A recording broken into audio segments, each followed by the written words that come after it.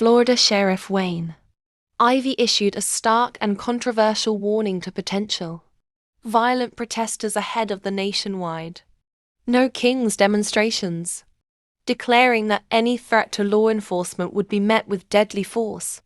During a press conference held in Titusville, Ivey did not mince words as he outlined the consequences for those who engage in violence against deputies.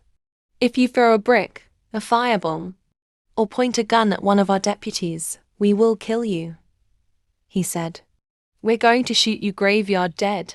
His statements were delivered alongside Florida Attorney General James Uthmire as law enforcement across the country braces for protests planned in over 1,800 cities, organized by activists opposing immigration enforcement and what they describe as rising authoritarianism. Ivey emphasized that while peaceful protest is a constitutional right and will be respected, any form of mob violence or direct assault on officers will not be tolerated. We are going to protect our citizens, our community, and our deputies with everything we've got, he stated. He warned that protesters attempting to block roads, spit on officers, or resist arrest would face severe consequences, including jail time, hospitalization, or even being subdued by police dogs.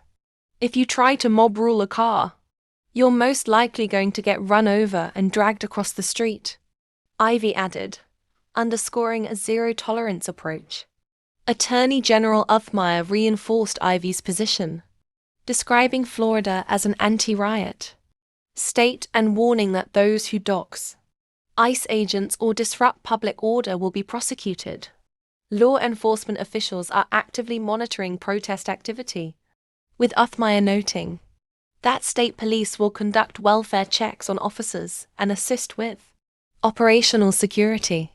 The sheriff's rhetoric has drawn sharp criticism from civil rights advocates and political observers, who argue that such language may escalate tensions and intimidate citizens from exercising their First Amendment rights.